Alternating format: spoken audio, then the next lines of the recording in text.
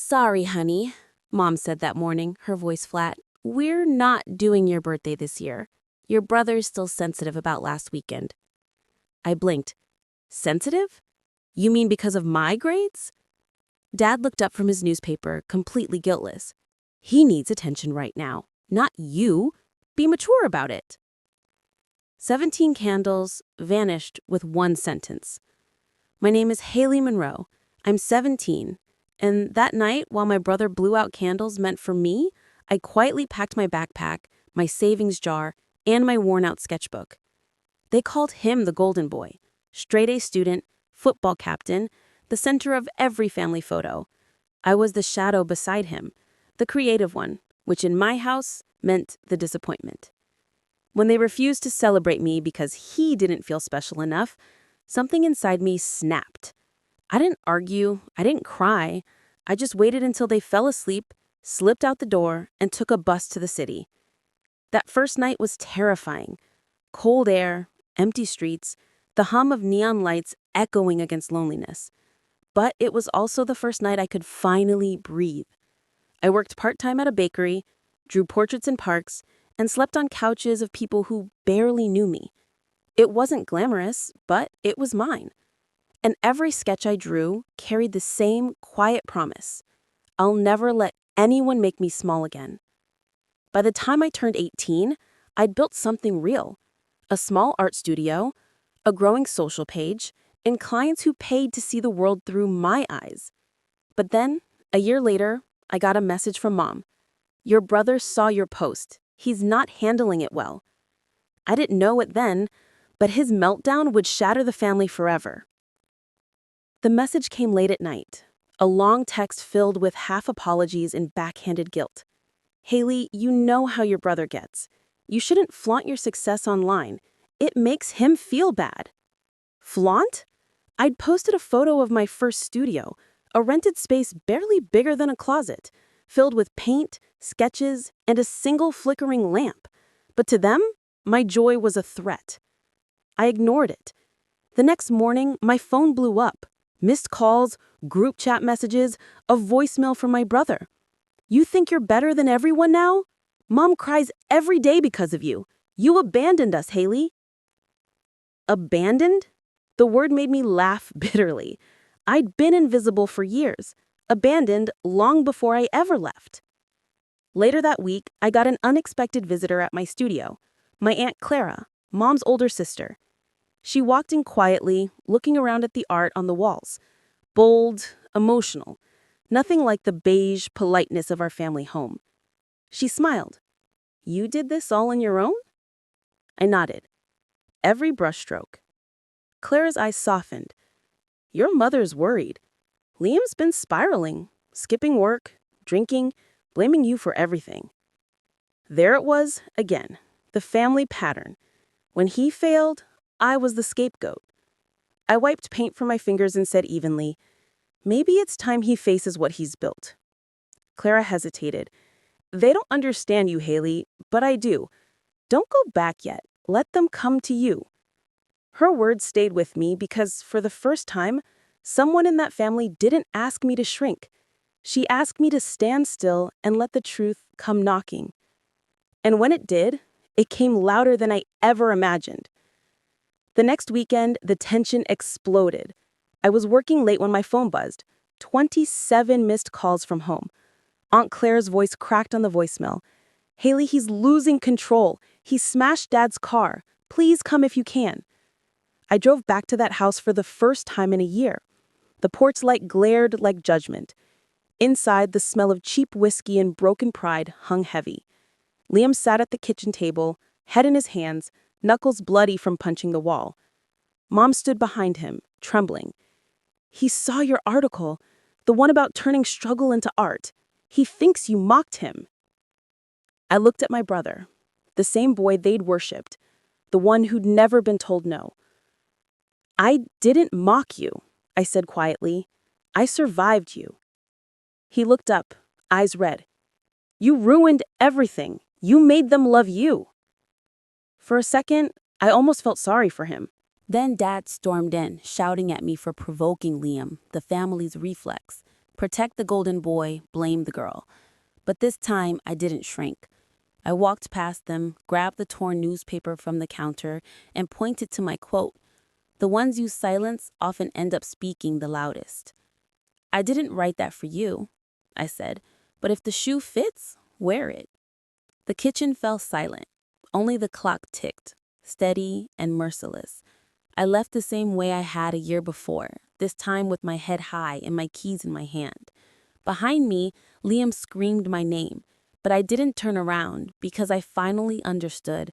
I wasn't their scapegoat anymore. I was their mirror. 3 days later, the fallout began. My brother's meltdown at home didn't stay private for long. He live-streamed part of it on social media, ranting about how I stolen everything from him. Within hours, it went viral. Not because people pitied him, but because everyone could see the truth. In the background of that shaky video, my mom's words were caught on audio. Haley should have never been born. She ruins everything she touches.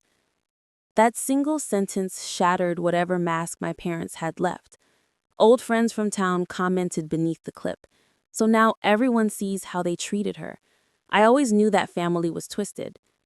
The sympathy poured in, but it didn't feel sweet. It felt raw. Vindication never truly heals. It just exposes what was already rotting. Aunt Clara called again. Your mom's humiliated. Your dad's furious. Liam's vanished. Nobody's heard from him since the video. I stared at the paint drying on my latest canvas, a storm swirling around a single open window. It's not my fault anymore, I said quietly. No, Clara replied, but you're the only one who can end it right. I didn't know what right meant anymore, but that night I posted a single statement on my art page. To the people who raised me, I forgive you, but I will never come back.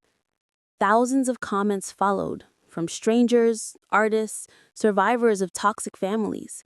For the first time, I wasn't alone in my pain, and deep down, I knew this wasn't just about me or them anymore. This was about choosing peace, even when your family feeds on chaos. And peace, I realized, was something they'd never taught me to want, but I was learning. A week later, I got a knock on my studio door. When I opened it, Liam stood there, thinner, unshaven, trembling. The golden boy looked like a ghost of his own spotlight. Can we talk? He muttered, eyes darting to the floor. For a second, I froze. Old habits kicked in. Fear, guilt, caution. But I moved aside.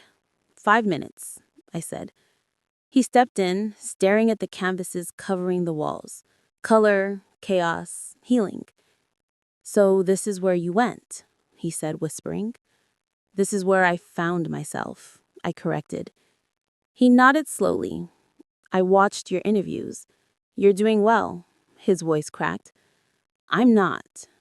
For the first time in our lives, Liam wasn't performing. He was just human, broken in all the ways I used to be. He didn't mean what I said online, he continued.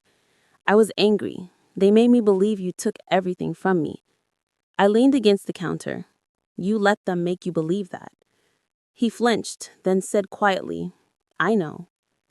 We stood in silence for a long time. Then he said the words I never expected. I think Mom and Dad are scared now. They don't know how to exist without controlling someone. I sighed. They'll have to learn. Before leaving, he pulled something from his pocket, a photo of us as kids, covered in paint after we'd ruined Dad's car with our art project. He kept it, he said softly. When the door closed behind me, I sat on the floor, staring at that photo. 2 kids who once laughed without conditions. Maybe that version of us was gone. But maybe, just maybe, the version that comes next could finally be free of them both. Days passed, and the chaos slowly dulled into quiet. My parents hadn't called, hadn't texted, hadn't tried to fix the mess. For once, their silence wasn't control, it was consequence. But one evening, my phone buzzed with a message I didn't expect, from Mom. Haley, we've lost everything. Your father's business collapsed. Liam's gone to therapy. I'm proud of you, I guess. I don't know how to say this right. I stared at those words for a long time. Proud of you. 3 words I'd begged to hear as a child, now arriving years too late. I typed, deleted, retyped, then finally replied, I hope you both find peace. I already have. No anger, no lecture. Just truth. That night, I visited the art show that had launched my career. The same gallery that once refused to even look at my work. The director greeted me with open arms. Haley, critics loved your new piece, Inheritance, right? I smiled. Yeah, it's about what we take with us and what we leave behind. The painting hung in the center of the room, a table set for a birthday that never happened, candles burning down to wax, a single chair pulled away from the table. Underneath, a small plaque read, For the girl who wasn't invited. People stopped and stared. Some cried quietly. And in that moment, I felt something shift. My story wasn't pain anymore. It was art. Before leaving, I got another text, this one from Liam. Thanks for not hating me. I smiled through a slow exhale. I never did. I just stopped needing your approval. And that simple truth, that peace, felt louder than every scream that had ever come before it. 2 months later, the world felt different.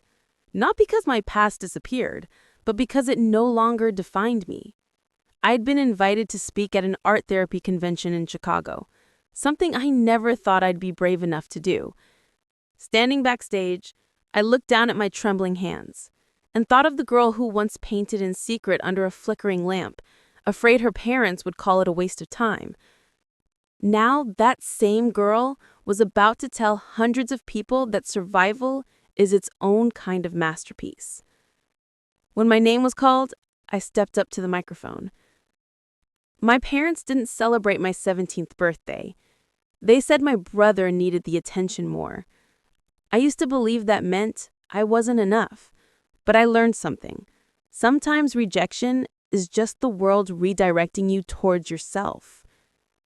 The room went silent, not out of pity, but connection. After the speech, people lined up to thank me. Women, men, even a quiet teenage girl clutching her sketchbook. She made me want to draw again, she whispered. That night, back in my hotel room, I opened my inbox to find an email from Aunt Clara. Your parents are moving out of town. They're quieter now. Your mom asked me to tell you. She keeps one of your paintings in her kitchen. She says it helps her remember who she lost. For a moment, I didn't know whether to cry or smile. Maybe both. Because for the first time, I realized forgiveness doesn't mean opening old doors. It means locking them gently and hanging a painting over the place where they used to hurt. And that, I thought, was my real inheritance. A year later, I hosted my own gallery exhibition, my biggest one yet. The theme, Golden Doesn't Mean Good. Each canvas told a story of broken families, invisible daughters, and quiet resilience. People walked through in silence, moved by colors that once came from my own bruises. In the corner hung one final piece, a simple portrait of 2 siblings as children, laughing under a summer sky. The title read, Before They Told Us Who to Be. The crowd lingered the longest there. As the night wound down, Aunt Clara arrived, smiling proudly.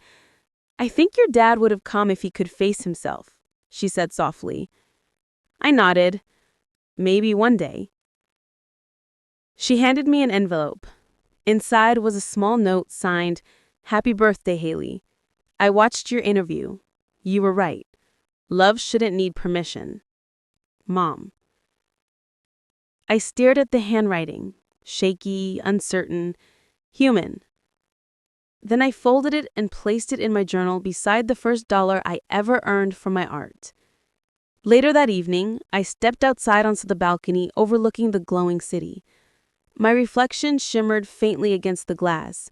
No longer the forgotten daughter, no longer the runaway girl. Just me.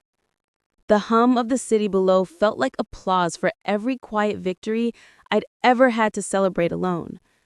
I whispered to the night, "I made it, Dad. I made it even without them." And for the first time, I didn't feel angry or empty or even proud. I just felt whole. Because healing isn't about proving them wrong. It's about proving to yourself that you were always right to walk away. And this time, I wasn't walking away from family. I was walking towards myself.